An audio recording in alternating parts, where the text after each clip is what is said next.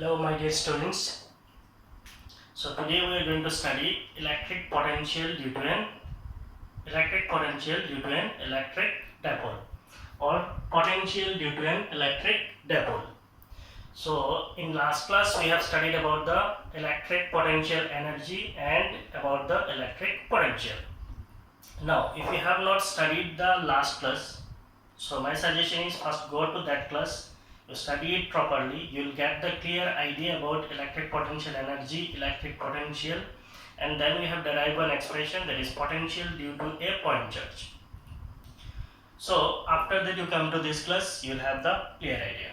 So आज के जो हमारा क्लास है उसमें हम लोग क्या पढ़ेंगे, potential due to an electric dipole. तो सबसे पहली चीज क्या है, पोटेंशियल है.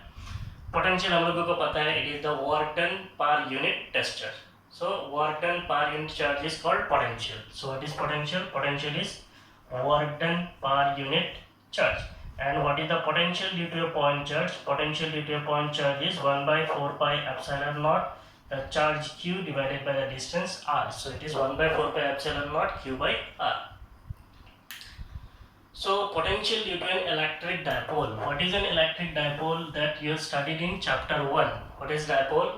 An electric dipole is a configuration. Electric dipole is a configuration of two point charges equal in magnitude, opposite in polarity. अगर आपके पास दो point charges है, दोनों का magnitude बराबर है और इनका polarity opposite है, एक प्लस है दूसरा माइनस है, तो उसको हम लोग क्या बोलते हैं, इलेक्ट्रिक डायपोल बोलते हैं. सो आज जो है बेसिकली हम लोग क्या करेंगे, डेराइवेशन करेंगे. तो इसमें देयर आर थ्री डेराइवेशंस. पहले potential due to an electric dipole. Electric dipole की वजह से तीन पॉइंट पे हम लोग डिराइव करेंगे. पहला जो है at a point on the axial line of dipole है. सो एक्सियल लाइन क्या होता है, जो लाइन पे दोनों चार्जेस को रखेंगे उस लाइन को हम लोग क्या बोलते हैं, एक्सियल लाइन बोलते हैं. सी इफ यू कंसीडर, यहाँ पे हमारे पास एक पॉइंट चार्ज है. Suppose this point charge is minus Q.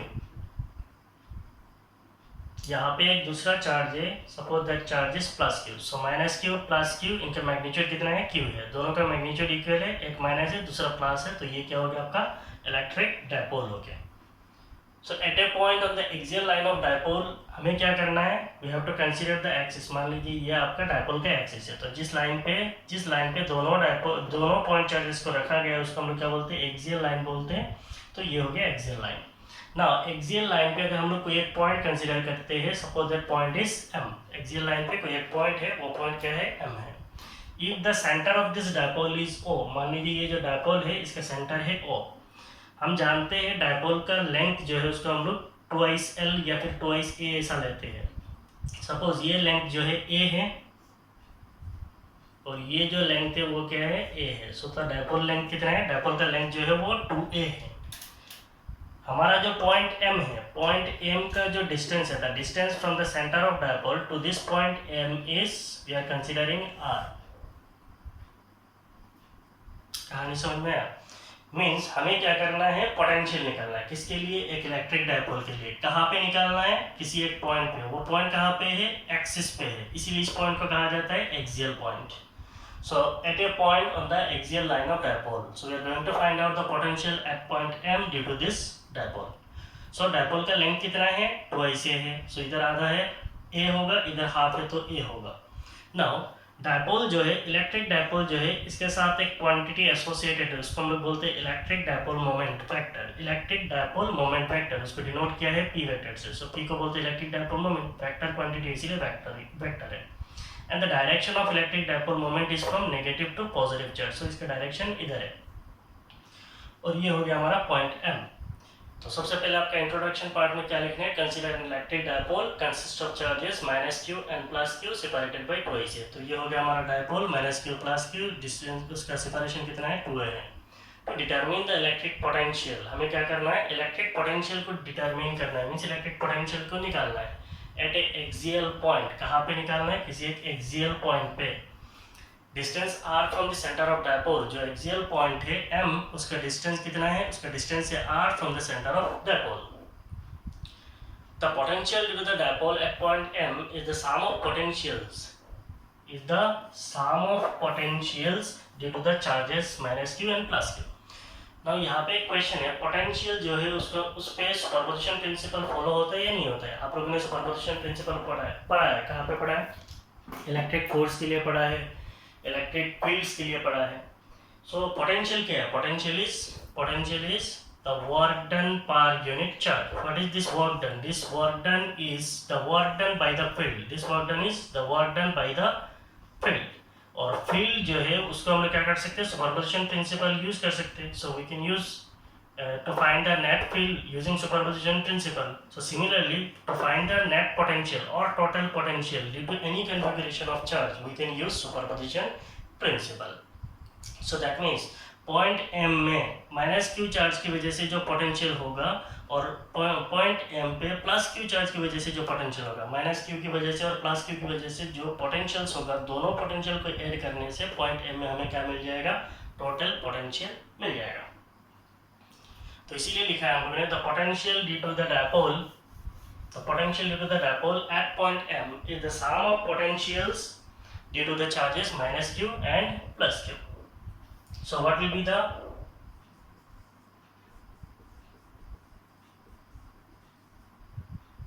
और नहीं चाहिए, सीधा लिख लीजिए। Therefore V is equal to V1 plus V2 भी लिख सकते हैं, या फिर V potential due to negative charge, potential due to positive charge भी लिख सकते हैं। सफिक्स पे लिखना V due to minus q, V due to plus Q, that is potential due to negative charge, minus Q charge, potential due to plus Q charge. Now मैंने last class में आप लोगों को बोला था पोटेंशियल जब हम लोग कैलकुलेट करते हैं इसका फॉर्मूला क्या है? 1/4 epsilon not charge Q divided by the distance, that is Q/r है। और ये जो चार्ज Q है इसका क्या करना है? साइन कंसीडर करना है। So we can say that potential due to negative charge अगर हम लोग बोलेंगे then it is 1/4 epsilon naught the charge is minus Q। Charge का क्या करना है? साइन कंसीडर करना है, minus Q divided by the distance. Distance कहाँ से कहाँ तक है? यहाँ से लेके पॉइंट m तक, मीन्स ये डिस्टेंस कंसीडर करना है। नेगेटिव चार्ज से लेके पॉइंट m तक का डिस्टेंस कितना है? यहाँ से लेके यहाँ तक r, ये a है, so it is r plus a। So you can write it as r plus a plus potential due to plus q charge. What will be the potential due to plus q charge? Potential due to plus q charge is 1/4 pi epsilon naught plus q charge, that is q divided by the distance। तो plus q charge से point m तक का distance, ये distance कितना होगा? ये distance है r minus a, so you can write it as r minus a। उसके बाद आपको जनरलाइज करना है, यहाँ पे q है, यहाँ पे q है, so you can take common q divided by 4 pi epsilon naught, 4 pi epsilon naught, so q divided by 4 pi epsilon naught। और यहाँ पे आपको क्या मिलेगा? Minus 1/r plus a plus 1/r minus a लिख लीजिए।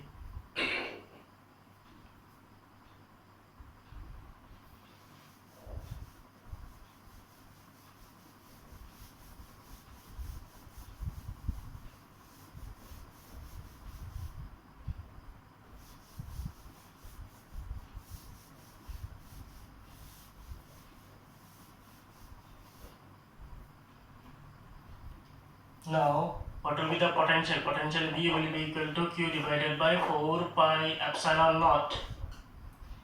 यहाँ पे r plus a, r minus a है, तो इसका मतलब a plus b into a minus b, LCM कितना हो जाएगा? a square minus b square, that is r square minus a square। और ऊपर में आपको कितना मिलेगा? इससे अगर नीचे r square minus a square को अगर इससे डिवाइड करेंगे तो ये मिलेगा, that is minus r minus a minus r plus a plus r plus a। तो इससे आपको क्या मिलेगा? q divided bye 4 pi epsilon not, r cancel, so it is twice a divided by r square minus a square. इसको हम लोग लिख सकते हैं 1/4 pi epsilon not q into twice a। q into twice a क्या है? Electric dipole moment है। What is electric dipole moment? It is the product of charge and the dipole length, so it is q into twice a। So q twice a को हम लोग लिख सकते हैं p divided by r square minus a square। So this is your potential। What is this p? It is electric dipole moment। Electric dipole moment is q into twice a। Now यहाँ पे हमारा जो dipole है 4 point dipole है, means हमारा जो dipole है इसको हम लोग पॉइंट डायपोल बोलते हैं या फिर शॉर्ट डायपोल भी कहा जाता है, या फिर short dipole.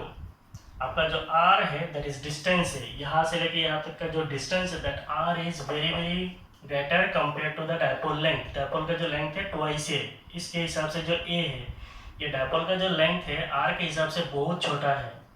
So for point dipole और short dipole r is very very greater than ए,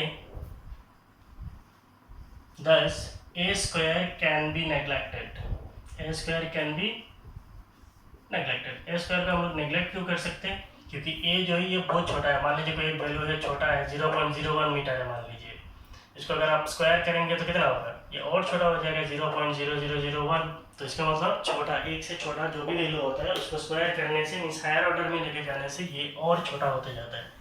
तो इसीलिए हम लोग ए स्क्वायर को क्या कर सकते हैं, नेग्लेक्ट कर सकते हैं। कहानी ये है कि अगर डायपोल जो है पॉइंट डायपोल होगा, पॉइंट डायपोल का मतलब क्या है, डायपोल का साइज बिल्कुल छोटा है। डायपोल का साइज अगर छोटा होगा तो डिस्टेंस आर बहुत बड़ा होगा, तो डायपोल के हिसाब से अगर ये डिस्टेंस आर बड़ा होगा तो ए छोटा होगा, उसको स्क्वायर करेंगे तो छोटा होगा। इसका मतलब ए स्क्वायर को क्या कर सकते हैं, नेग्लेक्ट कर सकते हैं।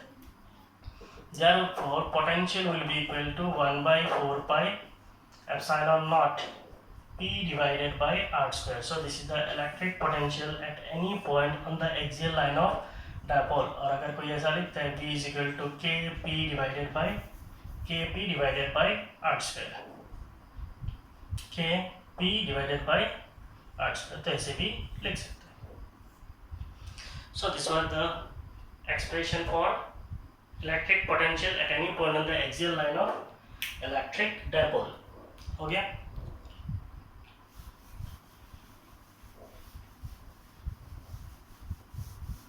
तो electric potential due to dipole जो है इससे हम लोग 3 डेरिवेशन करेंगे। पहले हम लोगों ने किया है at a point on the axial line of dipole. अभी जो सेकंड वाला है at a point on the equatorial line of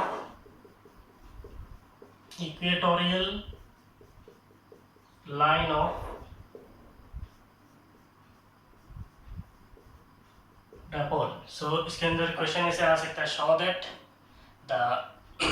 the potential at any point on the equatorial line of an electric dipole is 0। so what is equatorial line? It is actually, we can say that a line that passes through the perpendicular bisector। so at any point on the perpendicular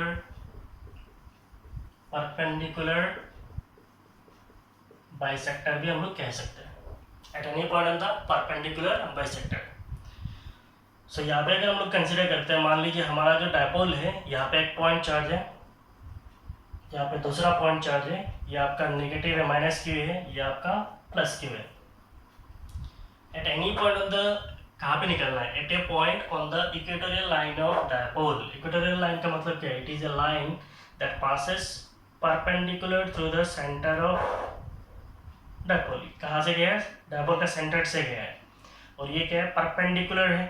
तो यहाँ पे अगर हम लोग कोई एक point consider करते हैं, मान लीजिए दैट पॉइंट इज एम, तो ये पॉइंट ए में आपका पोटेंशियल कितना होगा वो आपको कैलकुलेट करना है। आपको दिख रहा है मान लीजिए ये जो आपका डायपोल का लेंथ है, suppose this length is, dipole का लेंथ क्या है 2a है, सो ये लेंथ क्या होगा a, और इस साइड का लेंथ कितना होगा, ये भी होगा a। सो पॉइंट जो है हम लोगों ने यहाँ पे लिया, ये पॉइंट यहाँ पे भी हो सकता है, यहाँ पे भी हो सकता है, यहाँ पे हो सकता है, कहीं पे भी हो सकता है। अगर हम लोग बोलते हैं यहाँ से लेके माइनस क्यू तक का जो डिस्टेंस है और यहाँ से लेके प्लस क्यू तक का जो डिस्टेंस है वो कितना होगा,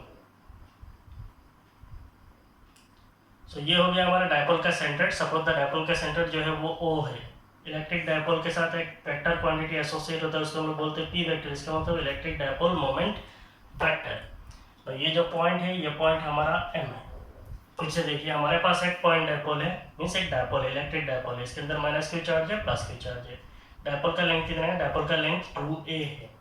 ये हो गया डायपोल का सेंटर, तो ये आधा लेंथ क्या हो गया a, इधर क्या हो गया a। इलेक्ट्रिक डायपोल के साथ एक क्वांटिटी एसोसिएट होता है, उसको हम लोग बोलते हैं electric dipole moment. Electric dipole moment जो है वो एक वेक्टर है। कहाँ से कहा जाता है, माइनस क्यू चार्ज से लेकर प्लस क्यू चार्ज तक जाता है।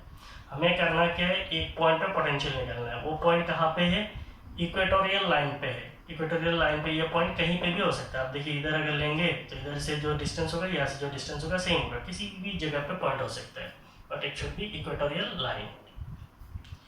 तो अगर हम लोग बोलते हैं सेंटर ऑफ डायपोल से लेके पॉइंट एम तक का जो डिस्टेंस है वो आर है, तो इधर का जो डिस्टेंस है वो कितना होगा, it will be square root of R square plus A square. कैसे, hypotenuse square is equal to perpendicular square plus B square, that is R square plus A square. तो ये हाइपोटेन्यूज कितना हो जाएगा, square root of R square plus A square.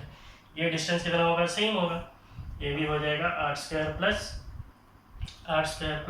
A square under root R square plus A square. हो गया।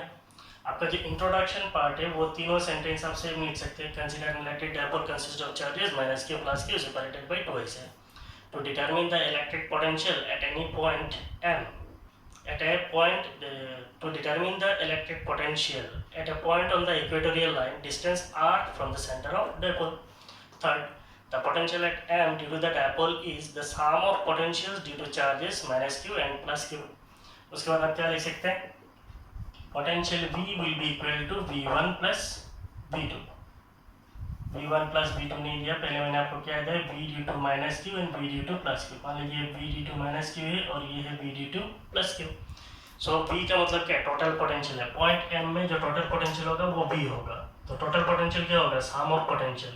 सम of potential means minus Q charge की वजह से पॉइंट M में जो पोटेंशियल होगा और प्लस Q चार्ज की वजह से पॉइंट M में जो पोटेंशियल होगा, दोनों को ऐड करेंगे तो हमें टोटल पोटेंशियल मिल जाएगा।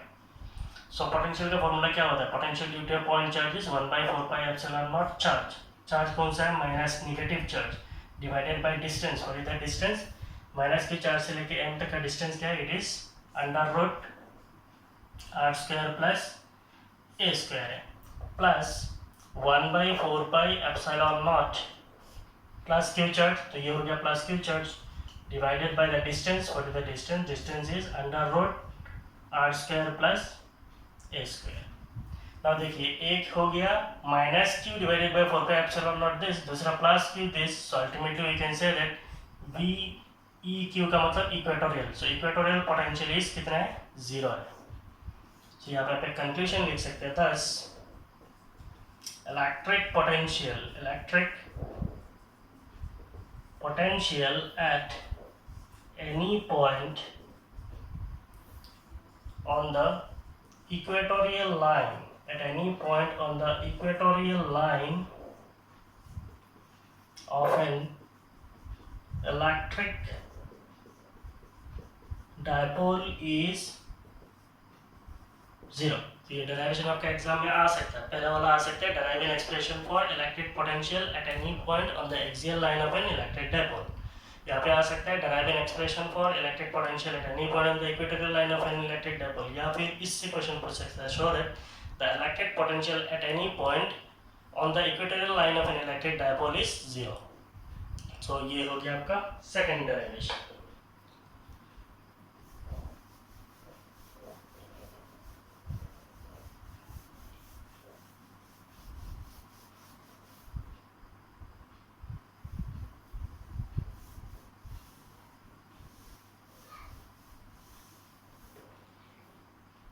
यहाँ पे एक नोट लिख सकते हैं,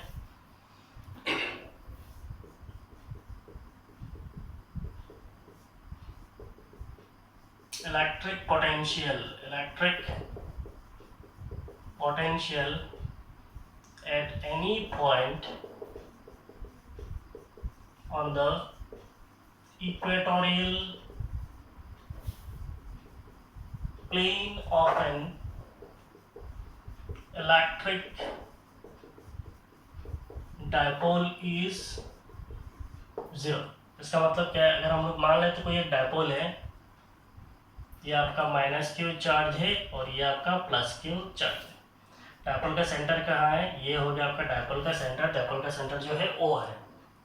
electric potential at any point of the equatorial plane. Equatorial line का मतलब क्या है, ये है इक्वेटोरियल लाइन। इक्वेटोरियल प्लेन का मतलब क्या है, जो परपेंडिकुलर मींस जो डायपोल का सेंटर से ऐसे कोई प्लेन जाएगा उसको हम लोग क्या बोलेंगे, इक्वेटोरियल प्लेन बोलेंगे।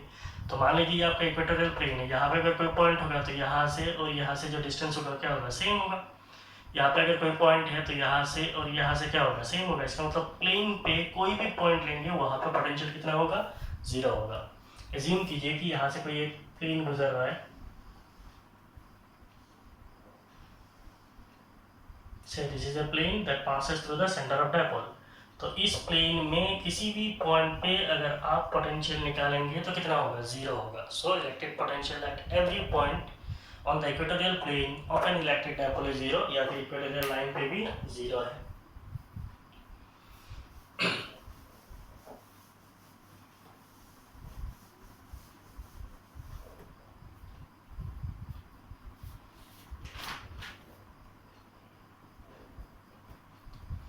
थर्ड एप्लीकेशन जो है वो आपका एनसीईआरटी में क्लियरली दिया हुआ है, is very very important. Electric potential at any point, electric potential at any point, in bracket आप लिख सकते हैं at a general point, means कोई भी एक पॉइंट है। Electric potential at any point due to a dipole. तो पहले दोनों वाला तो केस अलग अलग था, मीन्स अगर आपका डायपोल है, डायपोल के एक्सिस पे कोई पॉइंट है, वहाँ पे पोटेंशियल कितना होगा। दूसरा वाला डायपोल है, उसका इक्वेटोरियल प्लेन पे कोई अगर पॉइंट होगा, उस पॉइंट पे पोटेंशियल कितना होगा। अभी वाला electric potential at any point, किसी भी पॉइंट पे हो सकता है ड्यू टू डायपोल।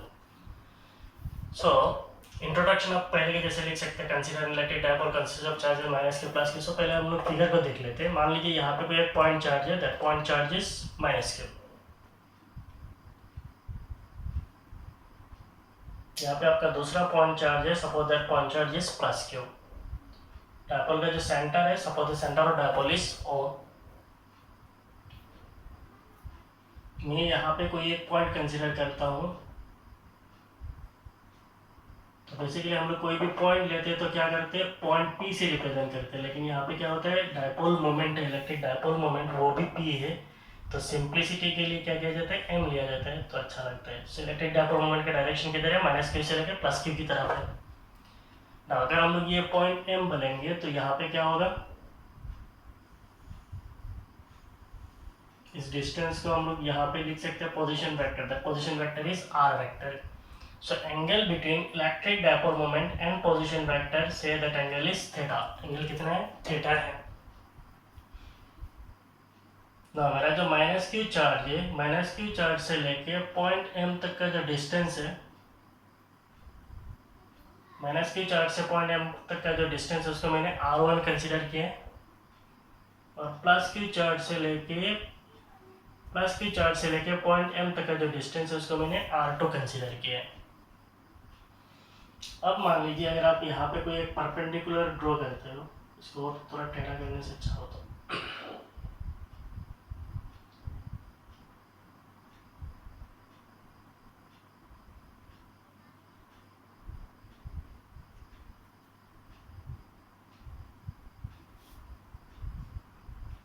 ये कोई परपेंडिकुलर है, यहाँ से लेके यहाँ तक का डिस्टेंस कितना है, R1। तो ये जो डिस्टेंस होगा, ये डिस्टेंस क्या हो जाएगा, ये डिस्टेंस को हम लोग बोल सकते हैं R1 minus R2। R1 minus R2 ना। यहाँ पे कोई सिंपल ज्योमेट्री नहीं है, मीन्स आप सीधा कोई ज्योमेट्री लगा के नहीं बोल सकते कि ये मीन्स ऐसे ही करना है। तो इसीलिए इसमें क्या कहते हैं, बेसिकली जैसे अगर आप एनसीईआरटी में देखेंगे तो वहाँ पे क्या है, मैथमेटिकल कॉम्प्लेक्सिटीज़ है। तो उन मैथमेटिकल कॉम्प्लेक्सिटीज़ के बीच में भी अप्रॉक्सीमेशन लिया गया है। तो हम लोग इसको क्या करते हैं, कुछ अप्रॉक्सीमेशन लेके मैं आपको 3 मेथड बताऊंगा, किसी भी मेथड से आप कर सकते हो। तो ये एक जनरलाइज्ड मेथड है। कंडीशन ये है, ये जो डायपोल है ये क्या है, पॉइंट डायपोल है। अगर पॉइंट डायपोल नहीं होगा तो फिर ये डेरिवेशन वैलिड नहीं है। ये derivation valid only for point dipole है। पॉइंट डायपोल है, इसका मतलब क्या है, ये डिस्टेंस बिल्कुल ऐसे छोटा है। तो ये डिस्टेंस एकदम बिल्कुल छोटा होगा तो क्या होगा, ये जो डिस्टेंस R होगा, R1 होगा, R2 होगा, ऐसे एज्यूम कीजिए ना, ये आपका पॉइंट डायपोल है। मान लीजिए ये माइनस क्यू है, ये प्लस क्यू चार्ज है, ये पॉइंट डायपोल हो गया। ऐसे छोटा मैं दिखा रहा हूँ। मान लीजिए यहाँ पे आपका पॉइंट क्या है, m है। तो ये जो डिस्टेंस है ये क्या ऑलमोस्ट बराबर हो रहा है, इसका मतलब ये आपका r है, ये आपका r1 है, ये आपका r2 है, दिख रहा है। तो पॉइंट डायपोल मीन्स कम और छोटा है, इसका मतलब r, r1, r2 ये सारे क्या इक्वल है, अप्रॉक्सीमेटली इक्वल। तो इस डिस्टेंस को हम लोग क्या लिख सकते हैं, r1, ये अगर r2 है तो ये भी r2 होगा, ये भी r2 होगा पॉइंट डायपोल के लिए। ये अगर r मीन्स मान लीजिए ये अगर r2 है तो ये भी r2 होगा, ये भी r2 होगा। तो ये डिस्टेंस क्या हो जाएगा, r1 माइनस r2। तो आपका इंट्रोडक्शन पार्ट में तो आपको सेम लिखना है, consider N electric dipole consist of charges minus q plus q separated by 2a। तो डायपोल का लेंथ कितना है, डायपोल का लेंथ है 2a। To determine the electric potential at a point m, distance r from the center of the dipole तो same है। So what is the total potential? The potential at m due to the dipole is the sum of potential due to minus q charge and plus q charge। So आपका introduction part तीनों derivation के लिए same है, खाली आप points को सही तरीके से बिठा देना। So what will be the total potential? Total potential will be potential due to minus q charge plus potential due to plus q charge। Potential due to minus q charge यहाँ से लेके point m तक का potential का हम लोग क्या लिख सकते हैं, it is 1/4 pi epsilon not. Charge क्या है, चार्ज इज माइनस q, और ये माइनस q से लेके m तक का डिस्टेंस क्या है, r1 है। माइनस q चार्ज से लेके m तक का डिस्टेंस क्या है, r1 है। So divided by r1 plus 1/4 pi epsilon not plus q charge divided by इस चार्ज से लेके यहाँ तक का डिस्टेंस क्या है, r2 है। सो q डिवाइडेड बाई r2 है। तो यहाँ से अगर हम लोग देखेंगे q तो आपका कॉमन है, सो q divided by 4 pi epsilon not अगर आप कॉमन ले लेंगे तो यहाँ पे क्या होगा, 1/r2 minus 1/r1, 1/r2 minus 1/r1। तो इसको हम लोग लिख सकते हैं q divided by 4 pi epsilon not, नीचे r1 r2 का एलसीएम हो जाएगा r1 r2, ऊपर में क्या हो जाएगा r1 माइनस r2, ऊपर में क्या है r1 minus r2। So this is your total potential that is v। इसको एक इक्वेशन 1 देके रख दीजिए, इसको आगे काम आएगा। नाउ r1 माइनस r2 का हम लोग क्या लिख सकते हैं, अगर हम लोग ये एक राइट एंगल ट्रायंगल सोचेंगे, ये एक राइट एंगल ट्रायंगल है, तो ये क्या है 90 डिग्री है। इसका मतलब ये क्या है, बेस है। ये एंगल अगर थीटा है तो ये भी एंगल क्या होगा, थीटा होगा। बिल्कुल नहीं बोलना सर भाई ज्योमेट्री ये थीटा है तो ये थीटा नहीं दिखता है, या फिर थीटा नहीं होगा। मैंने पहले ही बोला ये पॉइंट डायपोल है, अप्रॉक्सीमेटेड है। अगर ये थीटा होगा तो ये अप्रॉक्सीमेटली इक्वल टू ये भी थीटा होगा नहीं पॉइंट डायपोल के लिए। तो इसका मतलब तो अगर हम ये थीटा बोलेंगे तो ये हो जाएगा बेस, ये हो जाएगा परपेंडिकुलर, ये हो जाएगा हाइपोटेन्यूज। तो यहाँ से अगर हम लोग बोलते हैं cos theta, what is cos theta, it is base by hypotenuse. Base कौन सा है, base is r1 minus r2। Hypotenuse कौन सा है, ये हो गया हाइपोटेन्यूज। हाइपोटेन्यूज का लेंथ कितना है, इट इज 2i है। इसका मतलब r1 माइनस r2 का हम लोग क्या लिख सकते हैं, 2i से cos थीटा। तो अब यहाँ पे ये कंडीशन डालना है फॉर पॉइंट डायपोल, अदरवाइज नहीं है। For point dipole distance r जो है it is much greater compare to a, thus r1 minus r2 is approximately equal to 2i a cos theta। r1 minus r2 का हम लोग लिख सकते हैं approximately equal to 2i a cos theta, and r1 r2 can be written as approximately equal to r square। तो यहाँ पे जो आपका r1 r2 टर्म यहाँ पे है, तो मैंने बोला अगर पॉइंट डायपोल ऐसा हो जाएगा तो r1 r2 ये सारे क्या होगा, ऑलमोस्ट इक्वल होगा। सो r1 r2 इज अप्रॉक्सीमेटली क्या हो जाएगा, r हो जाएगा। Now you substitute this in equation 1, you will get the expression for potential.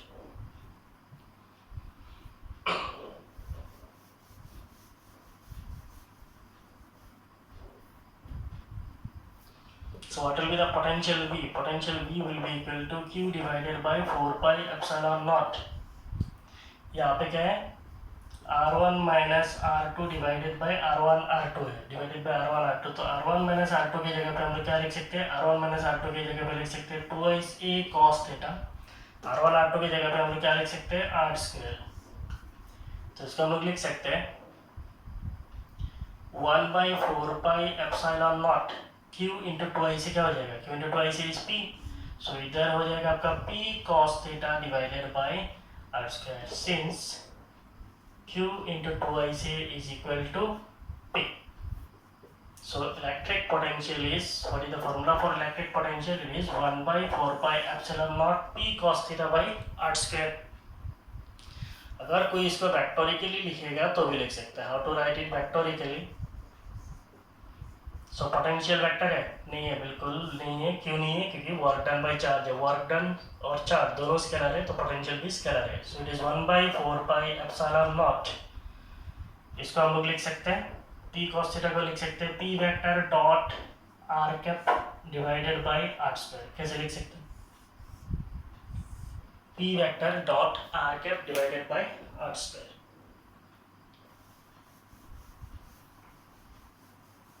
देखिए ना, बीच में क्या है? डॉट प्रोडक्ट है. तो p vector dot r cap का मतलब क्या है? p वेक्टर का मैग्नीट्यूड क्या है? p है. r कैप ये यूनिट वेक्टर है, इसका मैग्नीट्यूड 1 है. सो इसका मतलब p into 1 into cos theta है. सो इंटू कॉस थीटा है. तो इसको हम लोग ऐसे लिख सकते हैं p vector dot r cap. ठीक है. तो ये हो गया आपका पहला method, electric potential at any point that is general point due to dipole निकालने के लिए पहला मेथड है.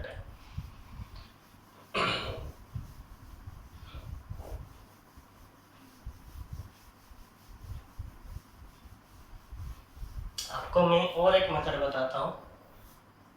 इसको निकालने के लिए एक सेकंड मेथड है, जो आपको पसंद आए उसको आप कर सकते हैं. सेकंड मेथड,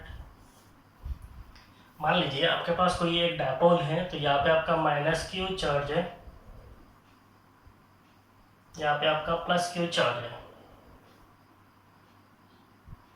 यहाँ पे कोई एक पॉइंट है, suppose that point is m. पहले के जैसे ही मैं फिगर ड्रॉ कर रहा हूँ. मान लीजिए डिस्टेंस जो है r2 है. ये डायपोल का यहाँ पे डायपोल का सेंटर यहाँ पे है. Suppose the centre of dipole is O. Centre of dipole से लेके पॉइंट m तक, सेंटर ऑफ डायपोल से लेके पॉइंट m तक जो पोजीशन वेक्टर है, suppose that position vector is r vector. Dipole के साथ एक वेक्टर क्वांटिटी होता है, उसको हम लोग बोलते हैं electric dipole moment vector, that is p vector. The angle between electric dipole moment vector and position vector is theta. ना माइनस क्यू चार्ज से जो डिस्टेंस है, माइनस क्यू चार्ज से डिस्टेंस को अगर हम लोग लिख लेते हैं r1. माइनस क्यू चार्ज से लेके डिस्टेंस को क्या लिखा है? r1. ये आपका पोजीशन वेक्टर है. सो माइनस क्यू चार्ज से लेके पॉइंट m तक का डिस्टेंस क्या है? r1 है. प्लस क्यू चार्ज से लेके पॉइंट m तक का डिस्टेंस क्या है? r2 है. डायपोल के सेंटर से m तक का डिस्टेंस क्या है? r वेक्टर है, पोजीशन वेक्टर है. ठीक है. सो मेथड 2 में आपको क्या करना है? मेथड 1 का जो डेरिवेशन है वहाँ पे आपने v इक्वल टू क्या लिखा था? q divided bye 4 pi epsilon not. इधर आपने लिखा था r1 minus r2 divided by r1 r2. तो यहाँ तक आप एज इट इज कर सकते हैं. ये इक्वेशन 1 तक बिल्कुल सेम है, कोई चेंज नहीं है. अब यहाँ पे ये सारे जो है पॉइंट डायपोल के लिए, यहाँ पे हम लोग एक अप्रोक्सीमेशन ऐसा कर सकते हैं. मान लीजिए यहाँ पे अगर कोई परपेंडिकुलर ड्रॉ करेंगे तो ये क्या हो जाएगा? परपेंडिकुलर है. तो ये जो डायपोल है इसका लेंथ क्या है? 2i से है. तो इसका मतलब ये लेंथ कितना है? a है. और ये लेंथ कितना है? a है. यहाँ से लेके यहाँ तक a, यहाँ से लेके यहाँ तक a है. तो ये एंगल अगर थीटा होगा, मैंने पहले बोला पॉइंट डायपोल के लिए एंगल सेम ले सकते. तो अगर ये थीटा होगा तो ये भी थीटा होगा. तो अगर आप cos थीटा निकालेंगे तो base divided by hypotenuse. Hypotenuse is a. तो आप लोग क्या निकाल सकते हैं? बेस निकाल सकते हैं. What will be the base? ये बेस हो जाएगा आपका a cos थीटा. ये बेस कितना हो जाएगा? a cos theta. सिमिलरली अगर आप यहाँ से कोई परपेंडिकुलर ड्रॉ करते हैं, ये आपका परपेंडिकुलर है तो ये कितना है? a है. तो what is cos theta? cos theta is base by hypotenuse. Base कौन सा? ये बेस है. और हाइपोटेन्यूज कौन सा है? ये हाइपोटेन्यूज कितना है? a है. तो इससे बेस निकाल सकते हैं. इसलिए क्या हो जाएगा? a cos theta. इसका मतलब ये जो बेस है, ये जो पार्ट है, इसको हम लोग क्या लिख सकते हैं? a cos theta. तो ये क्या है?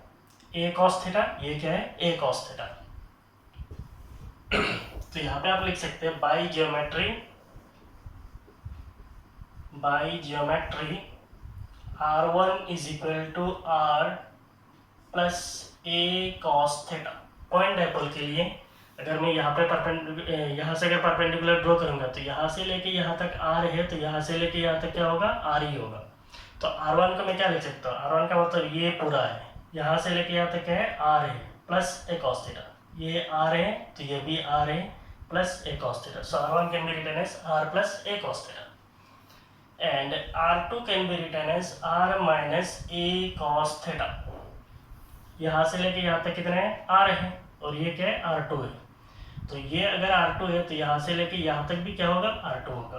तो इसको हम क्या लिख सकते हैं, R2 can be written as ये पूरा R माइनस ए cos थीटा, ये पूरा R minus A cos theta. So this will be R2. यहाँ से लेके यहाँ तक R2 होगा, यहाँ से लेके यहाँ तक R2 होगा. कंडीशन है ये point dipole.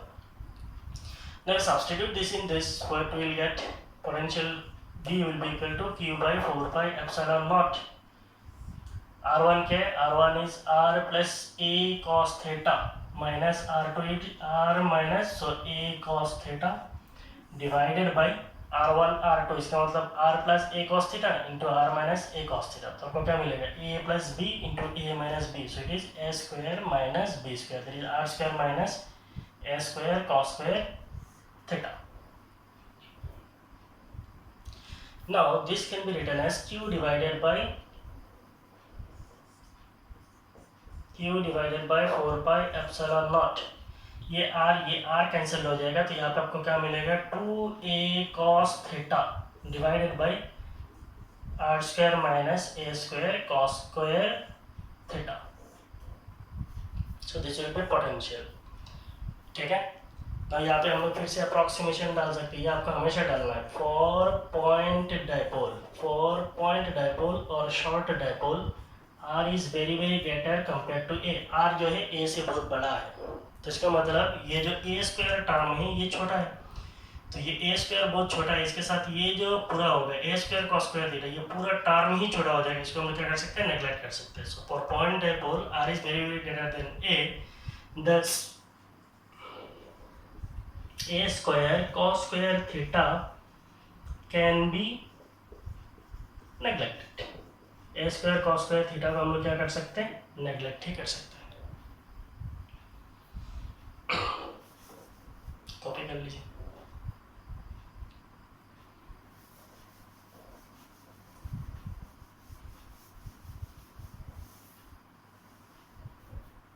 Just solve it. Therefore potential V will be equal to Q divided by 4 pi epsilon naught. इधर क्या है, twice a cos theta divided by ये जो R square minus a square cos theta है, इससे आप a square cos square theta को neglect कर सकते हैं, तो आपको क्या मिलेगा, R स्क्वायर. तो पोटेंशियल V इक्वल टू क्या हो जाएगा, 1 by 4 pi epsilon naught.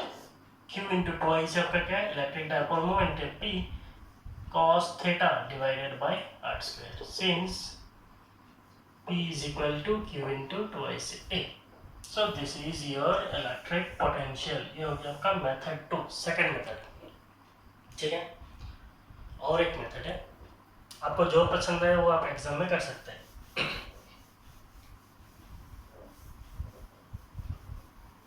तो बेसिकली अभी जो मेथड 1 और मेथड 2 किया है, इन दोनों में से कोई आप एग्जाम में कर लेना.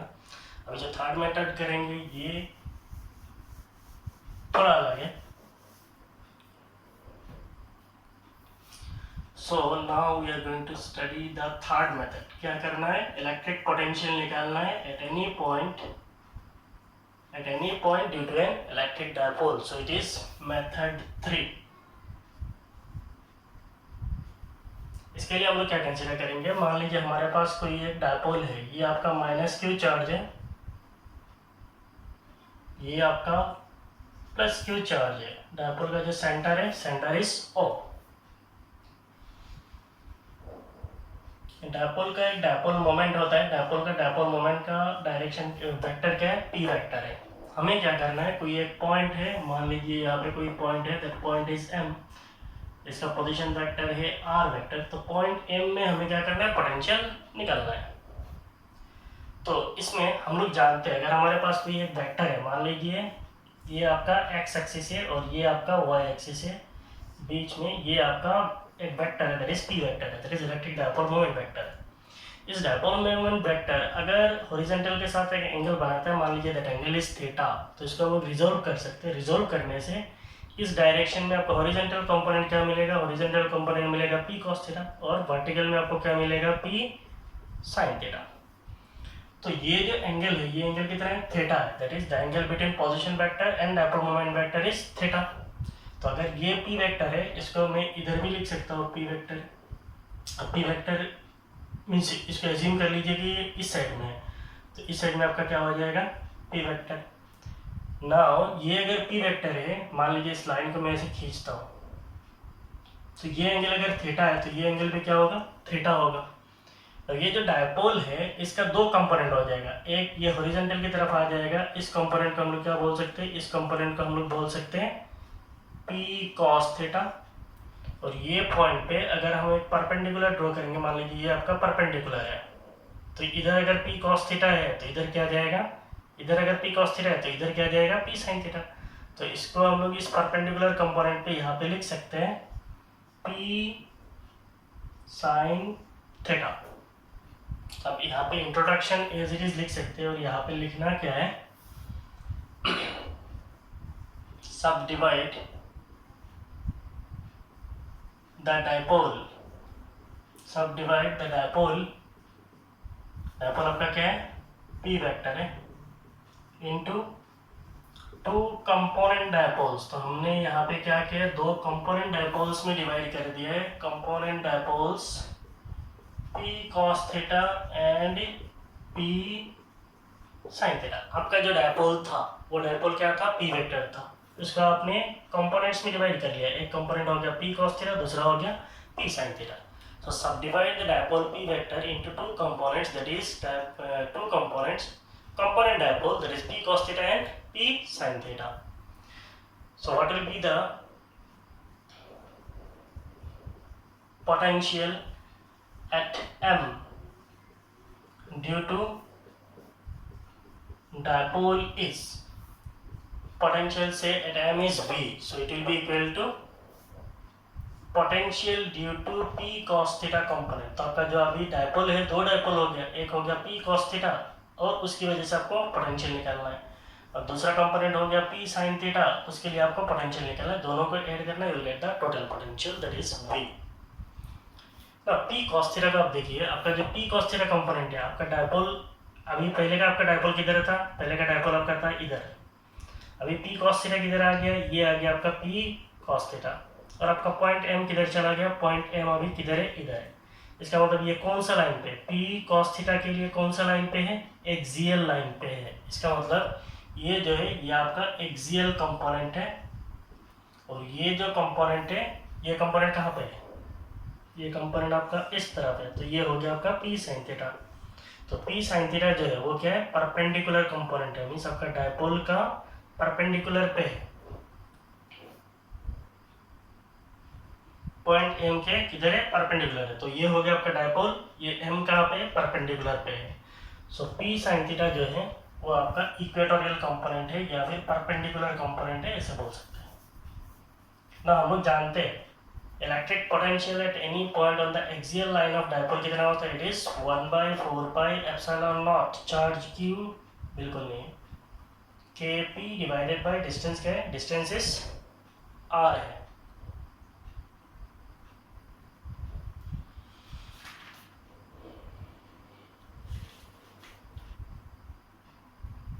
P by r square। So P cos theta जो ये क्या है, आपका एक्सियल कंपोनेंट है, तो इसके लिए हम लोग पोटेंशियल को क्या लिख सकते हैं, इसका पोटेंशियल लिख सकते हैं 1 divided by 4 pi epsilon naught P। तो P के जगह पे अभी डायपोल क्या बन गया, P cos theta divided by r square, so divided by r square plus P sin theta. P sin theta कौन सा कंपोनेंट है, ये परपेंडिकुलर कंपोनेंट है, इसका मतलब इक्वेटोरियल कंपोनेंट है, और इक्वेटोरियल लाइन पे किसी भी इक्वेटोरियल लाइन में किसी भी पॉइंट पे पोटेंशियल कितना होता है, 0 होता है। इसका मतलब आपका potential will be 1/4 pi epsilon naught P cos theta divided by r square. So ये भी एक मेथड है ना। यहाँ पे आपको एक चीज याद रखना है, मेथड 1 या फिर मेथड 2 में से कोई भी एक एग्जाम में लिखना है। ये मेथड 3 जो है ये भी वैलिड है, बिल्कुल वैलिड है, लेकिन आप एग्जाम में मीन्स बोर्ड एग्जाम्स में बेसिकली नहीं लिखना।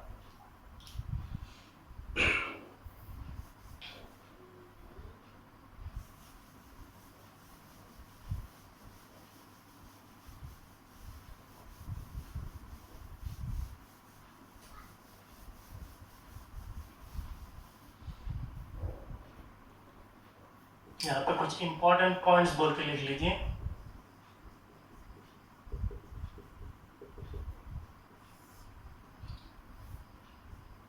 पहला point, for a spherical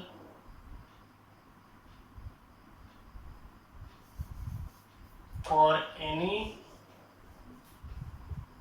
charged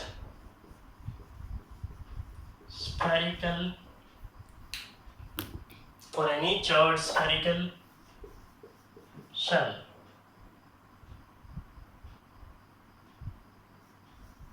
the electric field at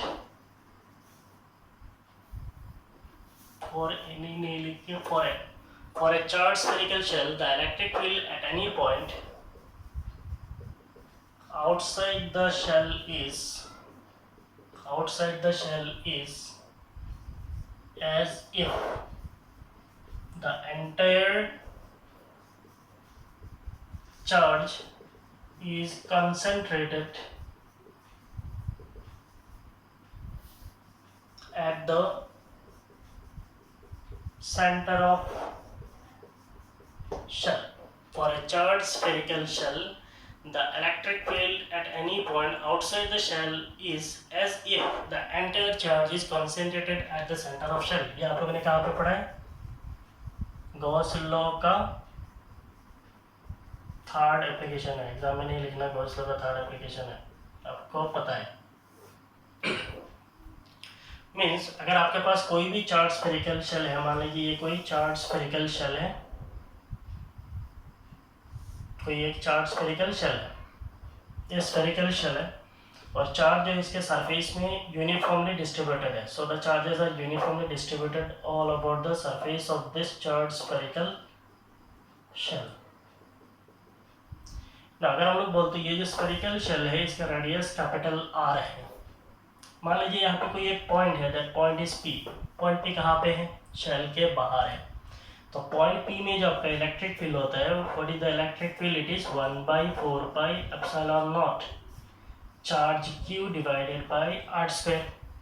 और ये जो इलेक्ट्रिक फील्ड है, ये इलेक्ट्रिक फील्ड किसके लिए? ये इलेक्ट्रिक फील्ड किसी पॉइंट चार्ज के लिए। मान लीजिए यहाँ पे कोई एक पॉइंट चार्ज है क्यू है, यहाँ से कोई अगर एक पॉइंट बोलते हैं पॉइंट इज पी, तो इस पॉइंट का डिस्टेंस अगर आर है तो इस पॉइंट चार्ज क्यू की वजह से पॉइंट पी में इलेक्ट्रिक फील्ड कितना होता है? इलेक्ट्रिक फील्ड होता है 1/4πε0 charge Q divided by square of distance, that is R square. तो इसका मतलब electric field at any point P outside the charge spherical shell, charge spherical shell के बाहर में किसी भी पॉइंट पे अगर इलेक्ट्रिक फील्ड निकालते हैं, उसका जो फील्ड आता है वो फील्ड ऐसा होता है कि ये सारे जो चार्जेस है वो कहाँ पे है? सेंटर पे रखा हुआ है, ऐसा लगता है। The charges are assumed to be concentrated or the charges are concentrated at the center of the shell. तो ये जो मेरा पॉइंट P है, इसका डिस्टेंस को अगर मैं बोलता हूँ पॉइंट P जो है, इसका डिस्टेंस जो है वो मान लीजिए R है। Thus, the potential at point P is V will be equal to 1/4πε0 charges से Q। मान लीजिए चार्ज स्फेरिकल शेल के ऊपर चार्ज, टोटल चार्ज जो है Q है, divided by distance, the distance is R। तो ये हो गया potential at any point outside the charge spherical shell. इसमें आपको कहानी क्या समझ में आया? मीन्स अगर आपके पास कोई स्फेरिकल शेल है, उसके ऊपर जो चार्जेस है वो चार्जेस यूनिफॉर्मली डिस्ट्रीब्यूटेड है, तो आप एज्यूम कर सकते हैं ये जो शेल का चार्ज है, ये सारे चार्जेस एक्चुअली कहाँ पे रखा हुआ है? सरफेस पे नहीं है, कहाँ पे रखा हुआ है? सेंटर पे रखा हुआ है। तो अल्टीमेटली यहाँ पे पॉइंट चार्ज हो जाएगा, इसका डिस्टेंस r है, पोटेंशियल 1/4πε0 Q/r है। तो यही है आपका कहानी। मीन्स चार्ज स्फेरिकल शेल के ऊपर जो चार्ज है वो कंसंट्रेटेड लगता है कहाँ पे? सेंटर पे। सो यहाँ पे जो आपका r है, that should be greater than और equal to capital R. Mean charge spherical shell का रेडियस से ज्यादा होना चाहिए या फिर इक्वल होना चाहिए, मीन्स बाहर में होना चाहिए। Second point is the electric field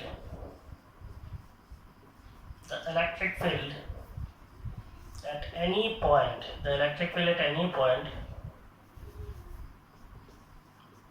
inside the shell inside the shell, the electric field at any point inside the shell is 0. तो चार्ज स्फेरिकल शेल के अंदर पे कहीं पे भी अगर पॉइंट कंसीडर करते हैं, मान लीजिए यहाँ पे पॉइंट ले लेते हैं, तो इस पॉइंट P में इलेक्ट्रिक फील्ड कितना होगा? Electric field at this point is 0. Electric field at any point inside the charge spherical shell is 0. Charge spherical shell के अंदर कहीं पे भी कोई पॉइंट लेते हैं तो वहाँ पे क्या होगा? फील्ड 0 होगा. बाहर में 1/4 क्यू बाई आर स्क्वायर है. चार्ज स्फेरिकल शेल के अंदर इलेक्ट्रिक फील्ड कितना है? 0 है. आपका गॉस लॉ का थर्ड एप्लीकेशन है. तो इलेक्ट्रिक फील्ड अगर 0 है तो पोटेंशियल कितना होगा? तो फील्ड 0 है, इसका मतलब क्या है? इलेक्ट्रिक फील्ड इज 0, इसका मतलब what is force? Electric force is charge Q into E. Field 0 है, इसका मतलब फोर्स ही 0 है. फोर्स अगर 0 होगा तो वर्क डन क्या है? Work done is force into displacement, that is F D. तो इसका मतलब वर्क डन भी कितना होगा? 0 होगा. So you can write no work is done, no work is done in moving a charge, no work is done in moving a charge inside the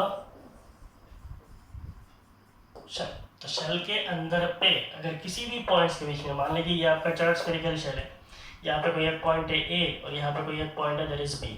अगर आप point A से लेके बी तक कोई एक चार्ज को लाते हो, suppose that charge is Q, तो ए से लेके बी तक लाने के लिए जो आप वर्क डन करेंगे, suppose work done in moving the charge from a to b will be equal to कितना होगा?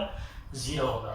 वर्क डन क्यों नहीं होगा? क्योंकि वर्क डन क्यों नहीं होगा? क्योंकि फोर्स 0 है. फोर्स 0 क्यों है? क्योंकि electric field charge spherical shell के अंदर नहीं है. फील्ड 0 है इसलिए फोर्स 0 है. फोर्स 0 है तो वर्क डन 0 है.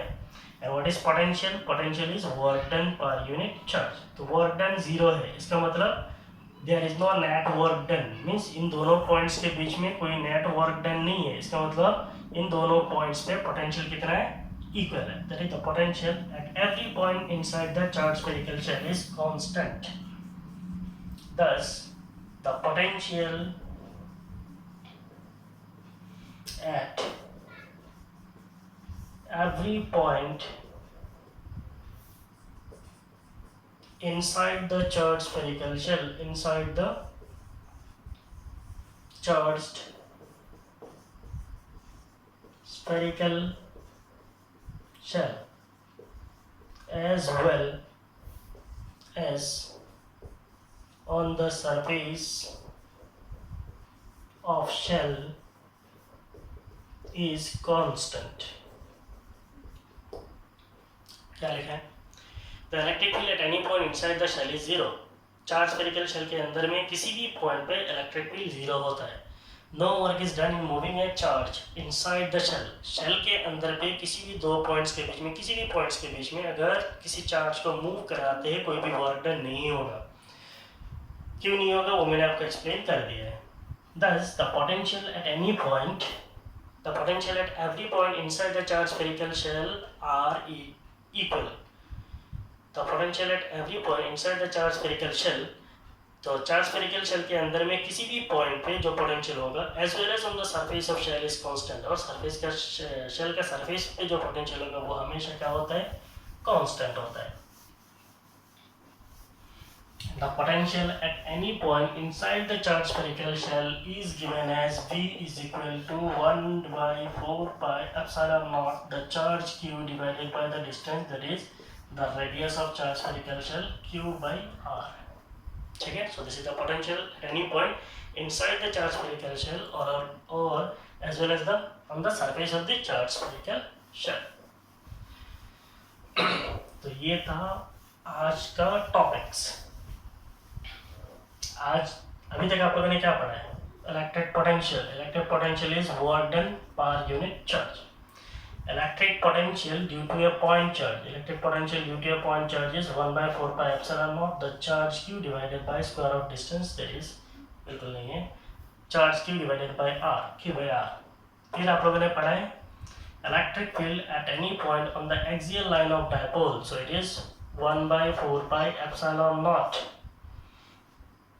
1/4 pi epsilon naught P divided by r square. So this is at any point, that is axial point of dipole. फिर आप लोगों ने derive किया है electric field at any point on the equatorial line of an electric dipole is 0. ये axial point पे, equatorial line पे. Electric potential at any point, किसी भी point पे, say that point is P, is equal to कितना है? Point मान लीजिए M. Electric potential at any point, it is Vm. It is 1 by 4 pi epsilon naught P cos theta divided by r square. ना ये जो आपको मिला है at any point, तो इसका मतलब अगर एक्सियल पॉइंट बोलेंगे तो यहाँ पे आपका क्या है, माइनस क्यू चार्ज है, यहाँ पे आपका प्लस क्यू चार्ज है. पॉइंट कहाँ पे है, m यहाँ पे है. डायपोल मोमेंट किधर है, डायपोल मोमेंट वेक्टर क्या है, p वेक्टर है, negative to positive. r vector का डायरेक्शन किधर है, माइनस क्यू. ये आपका ओरिजिन है, तो ओरिजिन से लेके ये आपका सेंटर है, सेंटर से लेके m तक का, सेंटर से लेके m तक के जो r वेक्टर होगा, सो r vector p vector they in the same direction. इसका मतलब थीटा कितना होगा, 0 डिग्री. तो एक्सियल लाइन पे थीटा कितना है, 0 है. थीटा अगर 0 है, यहाँ पे डालिए cos 0 कितना है, 1 है. 1/4 p by r स्क्वायर कौन सा है, ये एक्सियल पॉइंट. इक्वेटोरियल का मतलब क्या है, इक्वेटोरियल का मतलब ये डायपोल है, माइनस क्यू है, ये आपका प्लस क्यू है, ये आपका इक्वेटोरियल है. यहाँ पे पॉइंट m है, थीटा कितना है, थीटा 90 है, cos 90 कितना है, 0 है. इसका मतलब इक्वेटोरियल पोटेंशियल कितना है, 0 है.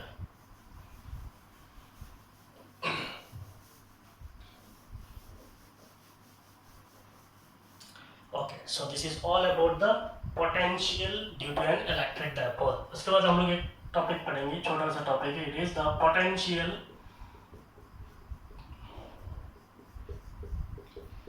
Due to multiple charges. इसके अंदर आप क्या पढ़ेंगे, potential due to multiple charges. का मतलब आपको सुपरपोजिशन प्रिंसिपल ही पढ़ना है. तो आप लोगों ने सुपरपोजिशन प्रिंसिपल फॉर फील्ड्स पढ़ा है, फोर्सेस पढ़ा है, तो अभी क्या पढ़ेंगे, पोटेंशियल के लिए पढ़ेंगे. मान लीजिए कोई भी एक आर्बिट्ररी पॉइंट है, that arbitrary point is P. इसके सराउंडिंग में कुछ चार्जेस है. मान लीजिए यहाँ पे कोई एक चार्ज है, दैट चार्ज इज Q1. यहाँ पे कोई एक चार्ज है, दैट चार्ज इज Q3. मान लीजिए यहाँ पे कोई एक चार्ज है, दैट चार्ज इज Q4. यहाँ पे कोई एक चार्ज है, suppose that charge is Q2. यहाँ पे कोई एक चार्ज है, suppose that charge is Q5. तो ऐसे बहुत सारे चार्जेस हो सकते हैं. मान लीजिए the last charge is Qn. ना पॉइंट P जो है 1 से लेके जो डिस्टेंस है, suppose the distance is R1P. Point P से Q3 का जो डिस्टेंस है उसको हम क्या बोल सकते हैं, R3P. पॉइंट P से इसको हम बोल सकते हैं R4P. चार्ज 2 से क्या लिख सकते हैं, R2P. 5 से R5P. और ये क्या है, RPN. तो इसका मतलब NP. इसका मतलब क्या है, मीन्स अगर मान लीजिए आपके पास कोई एक ओरिजिन है, ये आपके पास कोई एक ओरिजिन है. इस ओरिजिन पे आपके पास दो चार्ज है. एक मान लीजिए चार्ज Q1 है, दूसरा चार्ज Q2 है. चार्ज Q1 जो है इसका पोजीशन वेक्टर जो है R1 वेक्टर है, और चार्ज Q2 जो है इसका पोजीशन वेक्टर जो है R2 वेक्टर है. आपको करना क्या है, किसी एक पॉइंट पे, ये मान लीजिए पॉइंट है, वहाँ पे पोटेंशियल निकालना है. तो चार्ज Q1 से पॉइंट P का जो डिस्टेंस है, चार्ज Q1 से पॉइंट P का जो डिस्टेंस है उसको हम बोल सकते हैं R1P. और चार्ज Q2 से लेकर पॉइंट P का जो डिस्टेंस है उसको हम क्या बोल सकते हैं, R2P. तो ये चीज़ यहाँ पे ऐसे रिप्रेजेंट किया है मल्टीपल चार्जेस के लिए. ठीक है, तो आपको लिखना है, consider a system of charges Q1. consider a system of charges Q1, Q2, Q3 कहाँ तक है, up to Qn, with position vectors R1 vector, R2 vector, R3 vector up to Rn vector relative to some origin. कहानी समझ में आया? ये आपका x axis है, वाई एक्सिस है, जेड एक्सिस है, ये आपका ओरिजिन है। ओरिजिन के हिसाब से कुछ चार्जेस है, Q1 Q2 Q3 Q4 कुछ भी है। Q1 का पोजीशन वेक्टर R1 वेक्टर है, Q2 का पोजीशन वेक्टर क्या है? R2 वेक्टर है। So position vector R1, R2, R3 up to Rn relative to some origin. So what will be the potential at P due to charge Q1? Potential at P due to charge Q1. इसका हम क्या लिख सकते हैं? Say it is V1. So what will be V1? It will be 1 by 4 pi epsilon naught charge. Charge is Q1. The distance 1 से लेके P तक, so R1P. Similarly अगर हम लोग V2 लिखेंगे तो ये क्या होगा? 1 by 4 pi epsilon naught the charge Q2 divided by R2P. ऐसे अगर कोई nth चार्ज के लिए लिखेगा तो क्या हो जाएगा? Vn. It will be 1 by 4 pi epsilon naught the charge Qn divided by RnP. So ये हो गया potential at P due to charge Q1, potential at P due to charge Q2, potential at P due to charge n, that is nth charge.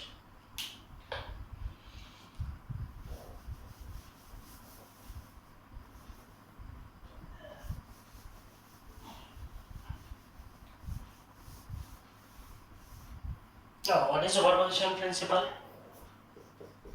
The potential at a point due to a charge configuration is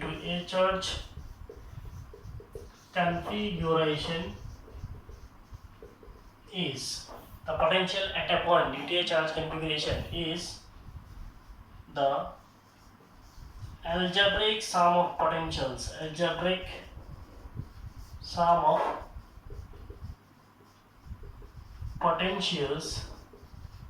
due to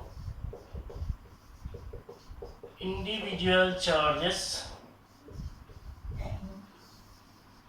The potential at a point due to a charge configuration is the algebraic sum of potential due to individual charges. इसका मतलब किसी भी एक point है, that is point P में, तो point P में अगर हम लोग पोटेंशियल निकालेंगे, that is potential at P, it will be equal to algebraic sum of potentials at P due to the individual charges. तो चार्ज Q1 की वजह से V1 है, Q2 की वजह से V2 है, Q3 की वजह से V3 है, और nth चार्ज के लिए क्या होगा? Vn होगा. So if we add all these potentials, we will get the net potential or the total potential at P due to the configuration of charges.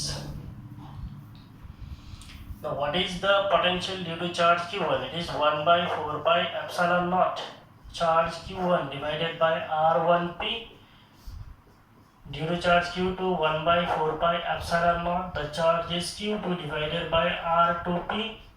Like this, the nth charge, it is 1 by 4 pi epsilon naught charge is Qn, the distance is Rnp. So this will be the potential at P. Suppose the total potential at P is V. So what will be V? It will be equal to 1 by 4 pi epsilon naught. ये तो 1 by 4 pi epsilon naught सब में है. यहाँ पे summation डाल दीजिए. I is equal to 1 to n. ऊपर में लिख सकते हैं QI और नीचे में लिख सकते हैं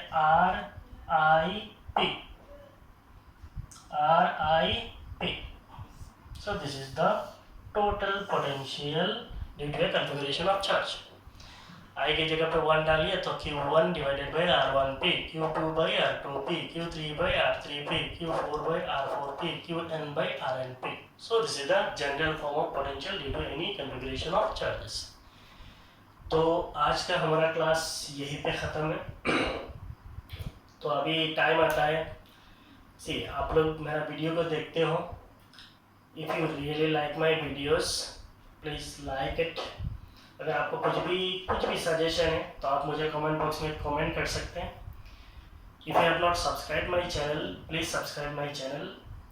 if your friends means if any of your friends needs help you can share to them also.